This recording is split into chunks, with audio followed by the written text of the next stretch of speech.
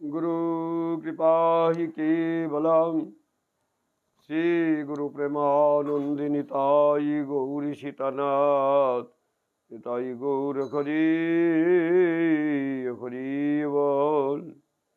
শ্রদ্ধেয় দর্শক ও শ্রোতা মণ্ডলীর চরণে কোটি কোটি ধন্যবাদ প্রণাম। আমাদের পূর্বে মহাপ্রভুর বাল্য নামকরণ আলোচিত হয়েছে।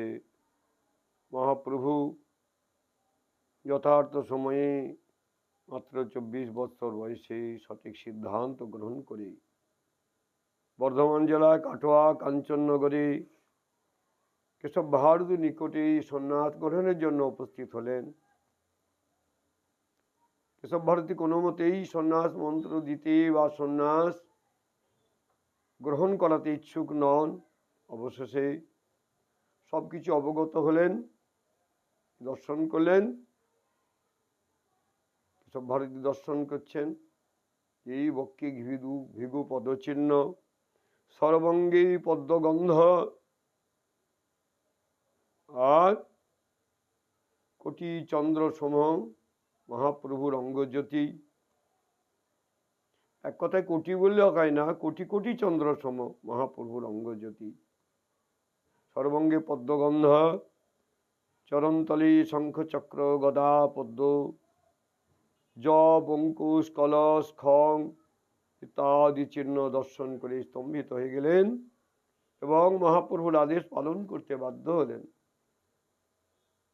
তাই মহাপ্রভুকে কেশব ভারতী মস্তক মুন্ডনের আদেশ দিলেন। মহাপ্রভু উচ্চ ঈশ্বরে মধু মধু বলে চিৎকার করছেন। মধু পরামাণিক কাটোয়া কাঞ্চননগরে বসবাস করতেন। যথাসময়ে মধু এসে উপস্থিত হল। মধু একই দশা দেখলেন। পূর্বজন্মের সুকৃতির বলে ভারতী গোসাই যেমন মহাপ্রভুর অঙ্গজ্যোতি পদচিহ্ন সবকিছু দর্শন করেছেন, পদ্মগন্ধ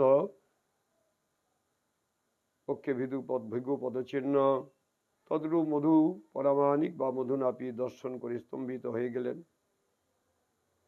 এবং মহাপ্রভুর অনুরোধে গোলক বিহারী হরি চিনতে পেরে, অনুরোধ প্রত্যাখ্যান করতে না পেরে কি করলেন? মধু পরামাণিক প্রথমে মহাপ্রভু চরণের তলে খুর স্পর্শ করিয়ে চরণ ধুলায় গড়াগড়ি যেতে লাগলেন, দুনয়নে বাড়ি পরিবর্ষণ করতে লাগলেন। বলে, প্রভু অর্থ চাই না, চাই আপনার চরণ চাই। প্রভু মস্তক মুন্ডন করে দিচ্ছি, আপনি যেন যুগে যুগে জন্ম জন্মে আপনার ওই চরণের পাশে রেখে।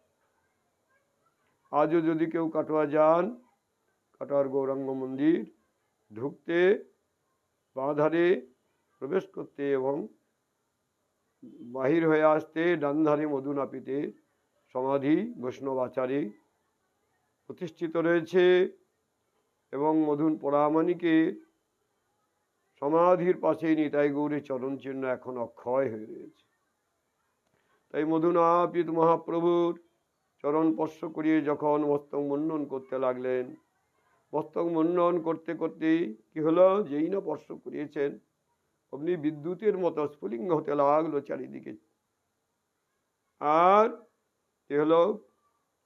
মধুনাপিতের ক্ষৌর কর্ম করা খুঁটটি সোনায় রূপান্তরিত হল। সেই দিন থেকে কাটোয়ার ওই নগরের ওই প্রান্তের নাম হলো কাটোয়া কাঞ্চননগর। তার পূর্বে ওইটি কাটোয়াই ছিল। আর যেই না মহাপ্রভুর মস্তক মুন্ডন হয়ে গেছে, চারিদিকে কররা পশু পাখি সব ক্রন্দন করছে, উচ্চ ঈশ্বরের রোদন করতে লাগলো। কাটোয়ার এক কথায় জীবকুল মহাপ্রভুর চাচুর চিকট কেশর পরিত্যাগ করা অসহ্য হয়ে উঠল। আজকে এই পর্যন্তই রাখলাম। সন্ন্যাসের শেষ পর্যায়ে নামকরণ আরো দুটি।